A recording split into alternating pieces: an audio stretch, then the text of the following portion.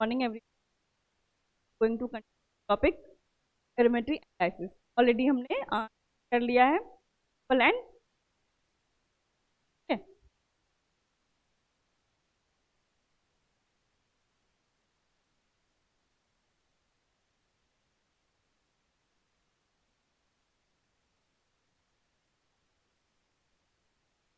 अब हम लोग देखते step involve in gravimetric analysis. कौन कौन सा स्टेप इन्वॉल्व होता है पेरिमेट्रिक एनालिसिस जब हम करते हैं, कौन कौन सा स्टेप इन्वॉल्व होता है। पहला स्टेप हमारा कौन सा, सैम्पलिंग। दूसरा क्या है, प्रिपरेशन ऑफ सॉल्यूशन। तीसरा क्या है, प्रिपरेशन। फोर्थ नंबर में क्या है, digestion and Ostwald ripening. Number में क्या है, फिल्टरेशन। में क्या है, वॉशिंग। सेवंथ में क्या है, ड्राइंग या फिर इग्निशन। 8 नंबर में क्या है, वेजिंग एंड लास्ट कैलकुलेशन। तो हम वन बाय वन करके सारे को पढ़ेंगे।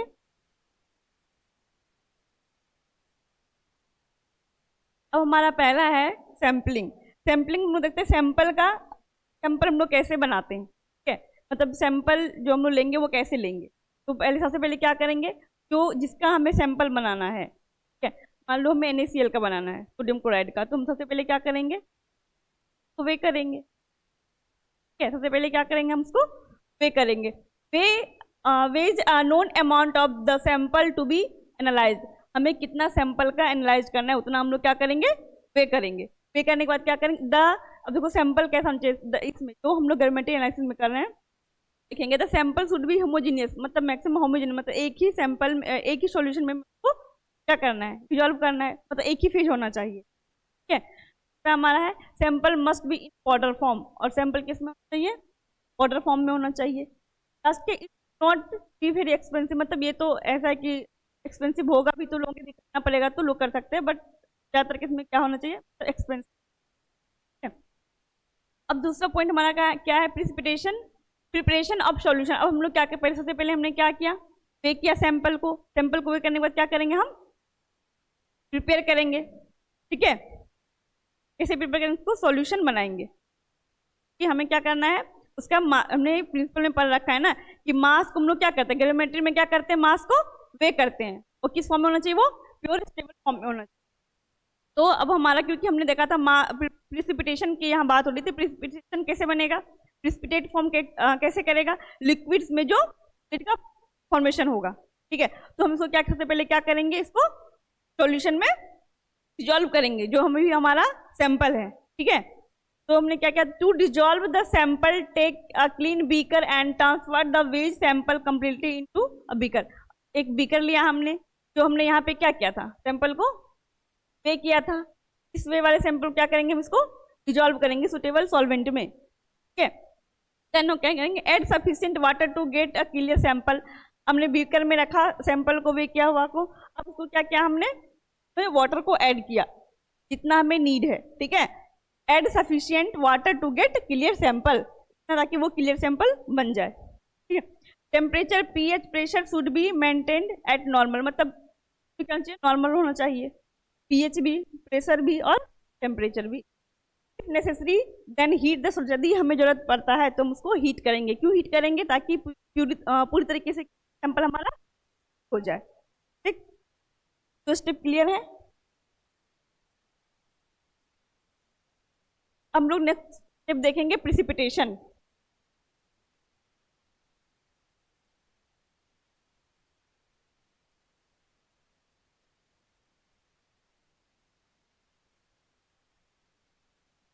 हमारा क्या तीसरा, प्रिसिपिटेशन। तो पहले हमने क्या किया, सैंपल को वे किया। ठीक, वे किया, उसके बाद हमने क्या किया, ये बीकर में इसको ऐड किया। ठीक है, एक सॉल्यूशन फॉर्म हुआ।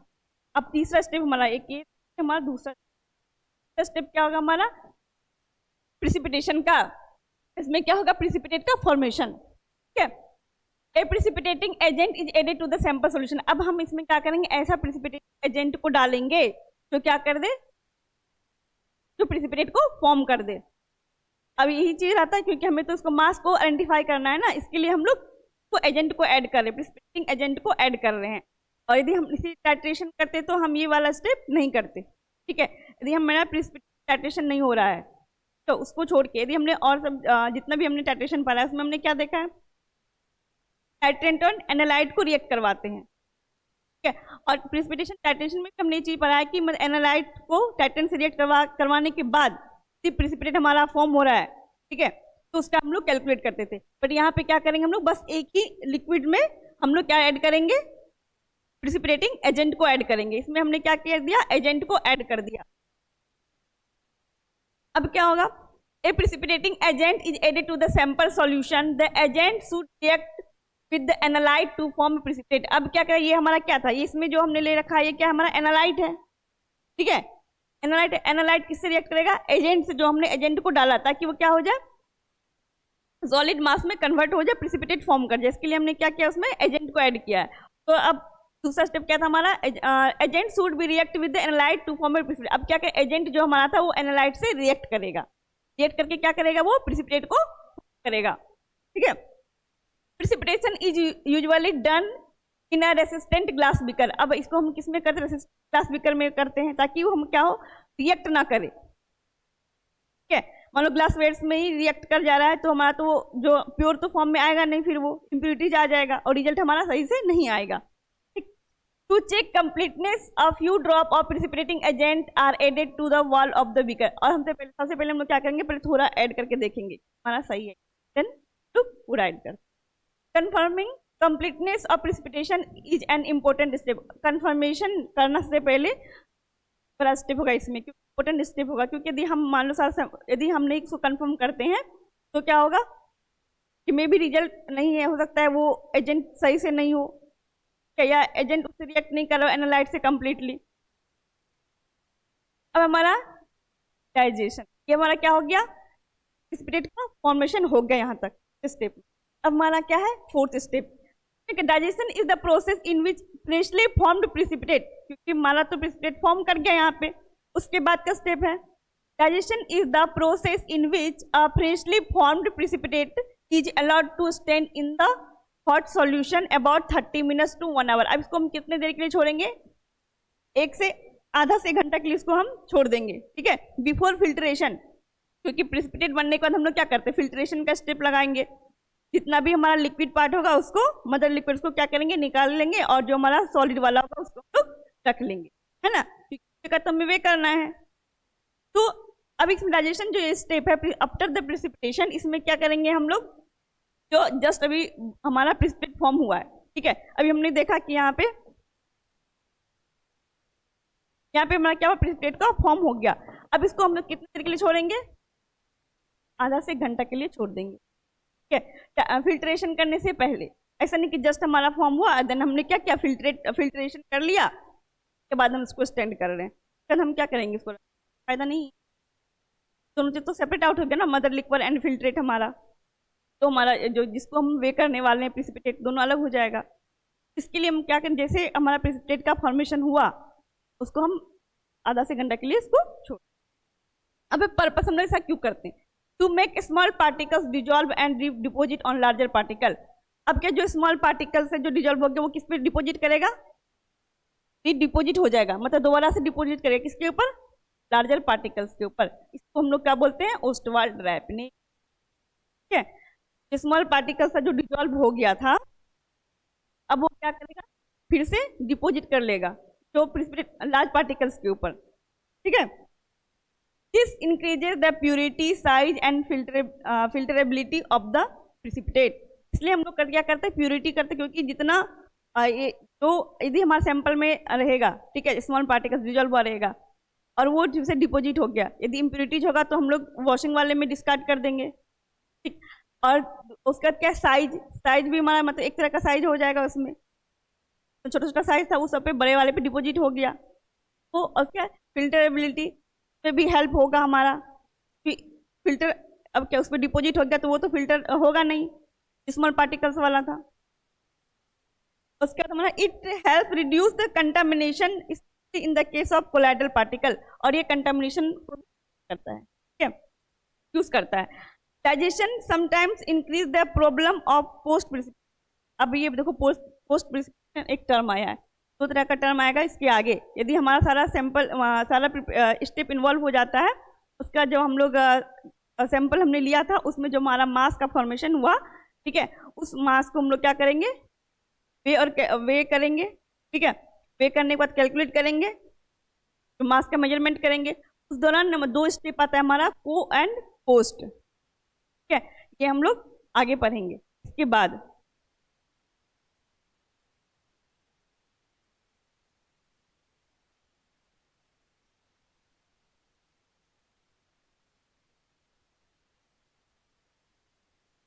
अब हमारा क्या होगा, फिल्ट्रेशन। क्या हो जाएगा हमारा, फिल्ट्रेशन। अभी तक हमने क्या देखा, सैंपल को पहले वे किया, देन उसको सॉल्यूशन प्रिपेयर किया, उसके बाद प्रिसिपिटेटिंग एजेंट उसमें ऐड किया, फिर डाइजेशन प्रोसेस किया हमने, ठीक है। अब उसका क्या है हमारा, फिल्ट्रेशन। फिल्ट्रेशन में हम लोग क्या करते हैं, फिल्टर कर लेते हैं, मान लेंगे उसको। जो प्रिसिपिटेट, मान लो ये हमारा लिक्विड है, ठीक है, लिक्विड में हमारा सॉलिड का फॉर्मेशन हो गया है और ये ऊपर से लिक्विड भी है, तो हमें इसको वे करना है। तो यहाँ पे जमा हुआ है, इसको वे करना है। इसको वे करने के लिए इसको हटाना पड़ेगा, लिक्विड को लिक्विड से निकालना पड़ेगा, ठीक है। इसको क्या करते हैं, फिल्टर करते हैं, ठीक है, फिल्टर कर लेंगे। In gravimetric analysis filtration is a crucial step to separate the precipitate from the analyte solution. Analyte का सॉल्यूशन था हमारा, इसमें क्या करते हैं हम लोग, फिल्ट्रेशन में जो हमारा प्रिसिपिटेट है उसको सेपरेट कर लेंगे, अलग कर लेंगे, किससे, मतलब लिक्विड या फिर analyte solution. The choice of filter media depends on the nature of precipitate। अब देखो इसमें फिल्टर मीडिया कौन कौन सा यूज करते हैं, ठीक है, तो ये डिपेंड करता है किसके ऊपर, नेचर कैसा है, जो हमने लिया है एनालाइट उसका नेचर कैसा है, ठीक है, उसके ऊपर डिपेंड करता है हम कौन सा फिल्टर यूज करेंगे। देखो फिल्टर पेपर तो हम लोग देखते हैं कॉमनली, जो हमने देखा है क्या, कॉनिकल फ्लास्क के ऊपर क्या करते हैं, कॉनिकल फ्लास्क में सॉरी फनल के ऊपर हम लोग क्या करते हैं, फिल्टर पेपर को रख के उसके बाद हम लोग फिल्टर करते हैं, ठीक है। पर रहेगा तो इसको यूज करेंगे। उसके बाद क्या, फिल्टर पल्प, क्या हमारा फिल्टर मैट्स। तो ये डिपेंड किसके ऊपर करता है, नेचर ऑफ द प्रिसिपिटेट। हमारा प्रिसिपिटेट जो है, जो एनालाइट हमने लिया था, उसके बाद क्या हुआ, हमने प्रिसिपिटेटिंग एजेंट को डाला। एजेंट को डालने के बाद जो प्रिसिपिटेट बन रहा है उसका नेचर कैसा है, उसके हिसाब से हम लोग क्या करेंगे, हम लोग फिल्टर मीडिया को चूज करेंगे, ठीक है। Ensuring efficient separation and accurate result. और जितना अच्छा हम उसको सेपरेट करेंगे उतना अच्छा हमारा रिजल्ट आएगा, ठीक है। मान लो हम ऐसा कर रहे हैं, छानने हमें बोला गया, अलग करने बोला गया, और हमने जल्दी जल्दी में क्या किया, आधा से ज़्यादा प्रिसिपिटेट को स्टार्ट कर दिया, जल्दी में उतना एक्यूरेट आएगा नहीं। तो क्वान्टिटी बेस है, ये क्वान्टिटी हमें मेजर करना है कितना आ रहा है। तो फिल्ट्रेशन क्या है, एक efficient separation and accurate result देता है, ठीक है। Below the commonly use there filter media in gravimetric analysis, जो यहाँ पे लिखा हुआ है कौन कौन से हम लोग फिल्टर मीडिया में यूज करते हैं according to the nature of. हमारा 6 है वॉशिंग। अब वॉशिंग क्या, वॉशिंग हम लोग क्यों करेंगे, जो भी अदर देन प्रिसिपिटेट रहेगा क्या कर, रिमूव आउट करने के लिए। After filtering the surface impurities of the precipitate can be removed by washing। अब मान लो तो ये हमारा प्रिसिपिटेट है, ठीक है, इसके ऊपर जो भी अदर का हुआ है, other than precipitate, other layer बना हुआ है किसी भी सॉल्यूशन का, तो वो क्या हो जाएगा, रिमूव हो जाएगा। इसको धोएंगे तो बेसिक ऊपर वाला लेयर क्या हो जाएगा, हट जाएगा। However, care must be taken not to use excess water। अब नहीं कि हम बहुत ज्यादा वाटर को यूज कर दिए, ठीक है, लिमिट में भी कोई चीज को करना है, ठीक है। As this may lead to loss of some precipitate. यदि हम ज्यादा, मान लो कि जो उसका प्रोसीजर है, ठीक है, तो एक बार वॉश करना, तो हम 10 बार वॉश करेंगे, तो लॉस तो हमारा होगा ना। एक बार में जितना था इम्प्योरिटीज को हम लोग हटा रहे थे, एक्स्ट्रा लेयर चढ़ा हुआ था अदर देन प्रिसिपिटेट के ऊपर, तो हम उसी चीज को हम 10 बार इसको वॉश कर रहे हैं, जगह उससे क्या होगा, हमारा इम्प्योरिटीज तो हटेगा, जो हमारा प्रिसिपिटेट है वो भी लॉस कर जाएगा।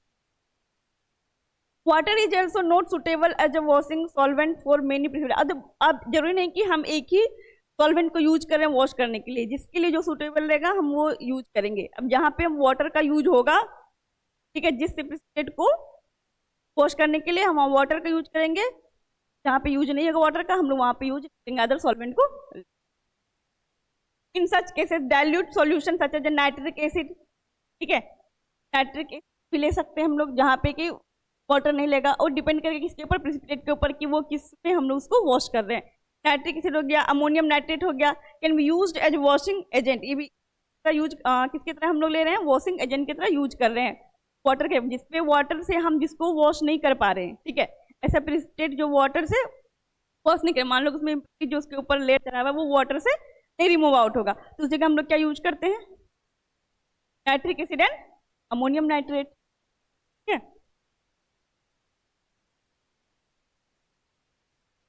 अब हमारा है 7 स्टेप।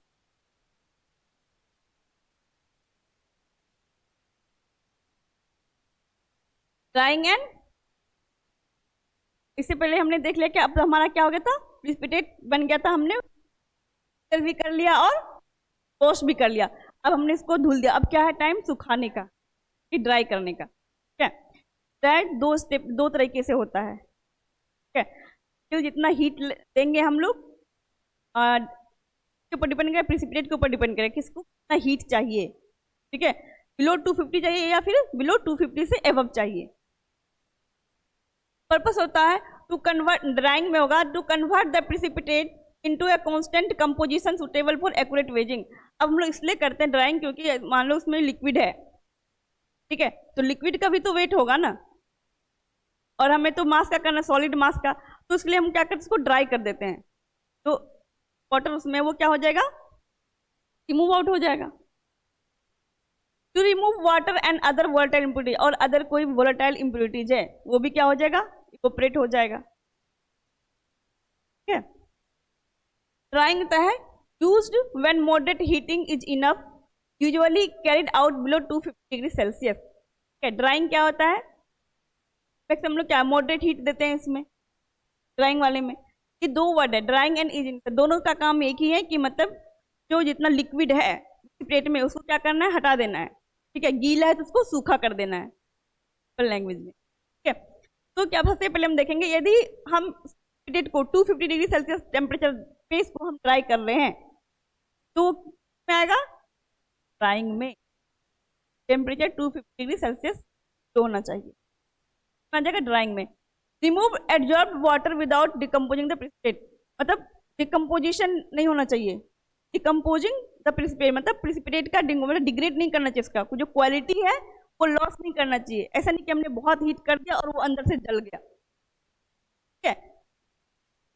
बोला है रिमूव एब्जॉर्ब वाटर, जो वाटर जो उसके सरफेस पे है, एब्जॉर्ब मतलब हमने पढ़ाया ना, एब्जॉर्ब मतलब सरफेस के अंदर तक जो जा रहा है, एब्जॉर्ब कर रहा है, एब्जॉर्ब मतलब जो उसके सरफेस के बाहरी लेयर जो रहता है, ऊपरी लेयर, ठीक है। तो बोल रहा है remove absorb water without decomposing, हम लोग को जो वाटर रिमूव करना है प्रेसिपिटेट से, कैसे करना है, without decomposing the precipitate, precipitate को हार्म नहीं होना चाहिए, ठीक है, उसका क्वालिटी डिग्रेड नहीं करनी चाहिए। अब हमारा इग्निशन, इग्निशन में क्या करते हैं हम लोग, used when higher heating is required, ये तब करते हैं जब हम लोग को ज्यादा हीट चाहिए। ये कब करते थे, ड्राइंग जब मॉडरेट हीट चाहिए, मतलब नॉर्मल हीट से चल जाएगा काम, तो हम लोग ड्राई करेंगे, ठीक है। यदि ज्यादा हीट चाहिए देन हम लोग क्या करेंगे, ये वाला प्रोसेस, ठीक है। Generally done at temperature above 250 degree Celsius and up to 1200, 250 से 1200 तक के बीच में इसका टेम्परेचर पे जो हम लोग इसको ड्राई करेंगे प्रेसिपिटेट को, हम लोग क्या बोलते हैं, convert the precipitate into A stable form. तो किसमें क्या होगा, प्रेसिपिटेट हमारा था वो स्टेबल फॉर्म में आ गया, जो भी उसमें लिक्विड था अदर देन हमारा मास जिसमें प्रेजेंट था वो क्या हो जाएगा, इवोपरेट कर गया, सूख गया वो, ठीक है। और रिमूव वाटर, तो वाटर तो बेसिक रिमूव होगा ही, जब इतना इतना हम टेम्परेचर में उसको रख रहे हैं तो वाटर तो इवोपरेट होगा ही होगा, ठीक है। अब हमारा है last step, waging and calculation. अब हमने देख लिया, सबसे पहले क्या, सैंपल का सैंपल को वे किया, उसको प्रिपेयर किया, देन उसको प्रेसिपिटेट फॉर्मेशन किया, देन उसको डाइजेशन किया, के बाद क्या, वॉशिंग किया, ड्राइंग किया। अब हमारा जो प्रेसिपिटेट है, जो सैंपल हमारा यहाँ पे था, ठीक है, इस लिक्विड में जो सैंपल था ये अब किस फॉर्म में आ गया यहाँ पे, मान लो ये लिक्विड है हमारा, लिक्विड में जो प्रिसिपिटेट फॉर्म हुआ था, अब इसकी किस में आ गया हमारा, ये ड्राई फॉर्म में आ गया। अब तो ये रेडी हो गया ना वे करने के लिए। वे करेंगे देन कैलकुलेट करेंगे कि जितना हमें आना चाहिए उतना वैल्यू इसका आया कि नहीं। ठीक है। Once the precipitate is dried, it is cooled to room temperature and weighed precisely using an analytical balance. अब क्या इसमें जब हमारा एक बार प्रिसिपिटेट को हम ड्राई कर दिए, उसको रूम टेम्परेचर पे कूल कर दिए, अब उसको क्या है हमारा प्रिसाइजली उसको हम लोग क्या करेंगे, वे करेंगे। ठीक है, एनालिटिकल बैलेंस से करेंगे। The result are usually expressed in term of percentage, और इसको हम किसमें लेंगे, परसेंटेज में। ठीक है, कितना परसेंट हमारा आया। चल, to calculate the analyte content one must have clear understanding of, जो कैलकुलेट कर रहा है उसके क्या होना चाहिए, क्लियर अंडरस्टैंडिंग होना चाहिए किसकी, केमिस्ट्री की, स्टोइचियोमेट्री की एंड प्रिसिपिटेट कंपोजिशन नॉलेज होनी चाहिए। कैसे, देखो अब केमिस्ट्री में क्या आता है, you need to know the chemical reaction involve. अब तुम्हें पता होना चाहिए कि इसमें कौन सा केमिकल रिएक्शन इन्वॉल्व हुआ था जो प्रिसिपिटेट का फॉर्म हुआ। ठीक है, तो रिएक्शन तो कहाँ हो रहा है, केमिस्ट्री में ही तो होता है, तो इसको नॉलेज होना चाहिए। Which reagent react with the analyte to form the precipitate, अब कौन सा एजेंट इसमें यूज करेंगे हम लोग तो प्रिसिपिटेट का फॉर्मेशन होगा। अब मान लो सिंपल सा हमें नमक ला के दे दिया गया, नमक का घोल ला के रख दिया गया, अब उसको बोला गया हम लोग क्या कैसा करना है, प्रिसिपिटेट फॉर्मेशन कराना है, तो कैसे कराएंगे। अब कौन सा एजेंट डालिए तो हमें नहीं पता है, हम सिंपली क्या करेंगे, कोऑपरेट कर देंगे, है ना। तो अब सबसे पहले इसको पता होना चाहिए कि कौन सा एजेंट डालने से क्या हो रहा है, प्रिसिपिटेट का फॉर्मेशन हो रहा है। स्टोइचियोमेट्री में क्या हमने देखा था कि पहले से भी हम लोग इसको जान रहे हैं कि मतलब क्या होता है इसमें, एनालाइट और हमारा जो उसमें टाइट्रेशन की बात करेंगे तो ठीक है, एनालाइट एंड टाइट्रेशन दोनों का मोल्स इक्वल सेम पे हो रहा है। ठीक है, और ऐसे हम लोग बात करते हैं रिएक्टेंट एंड प्रोडक्ट की बात करते हैं केमिस्ट्री में कि रिएक्टेंट एंड प्रोडक्ट का जो मोल क्या होता है, इक्वल जब होता है तो उसको हम लोग स्टोइचियोमेट्री बोलते हैं। ठीक है, it tells you the mole to mole relationship, दोनों में तो मोल देख रहे हैं दोनों साइड में, टाइट्रेशन में देखे थे हम लोग एनालाइट का मोल देख रहे थे और लाइट एंड टाइटन के वर्सेस हम लोग मोल का कंपेरिजन कर रहे थे, तो कब दोनों का मोल इक्वल्स हो रहा है। ठीक है, तो मोल्स टू मोल्स क्या हो गया, बिल्ड किया ये between the analyte and precipitate. अब यहाँ पे क्या होगा, एनालाइट और प्रिसिपिटेट के बीच में मोल्स का वो इक्वल्स हो रहा है, उसके ऊपर ये क्या कर रहा है, जस्ट है मैट्री, या तो टाइटन हम ले नहीं रहे हैं। How many moles of analyte correspond to the mole of precipitate, अब कितना मोल्स हमारा एनालाइट का और कितना मोल प्रिसिपिटेट का पर भी डिपेंड करता है। ठीक है, precipitate composition, the exact chemical formula of the precipitate is required because the calculation depend on the molecular weight of the compound formed। अब देखो precipitate composition में तो composition में पता होना चाहिए, इसका जो कंपोजिशन पता है तभी तो हम लोग उसका मॉलिक्यूलर वेट निकालेंगे। ठीक है, कौन कौन सा मॉलिक्यूल्स में इन्वॉल्व है सबका मॉलिक्यूलर वेट निकालेंगे, क्योंकि हमें परसेंटेज जब इसका निकालेंगे उस टाइम हमें पड़ेगी कैलकुलेशन। ठीक है, ये हमारा क्या हो गया, कंप्लीट हो गया। ठीक है, कौन कौन सा स्टेप इन्वॉल्व था ये हमने। ठीक है,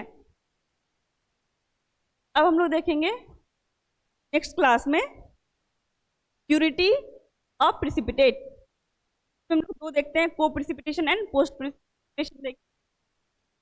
ठीक है, को से मतलब जो जिस time during the process precipitate का फॉर्मेशन हो रहा है उसको को बोलेंगे। पोस्ट मतलब जैसे कि हम लोग बोलते हैं ना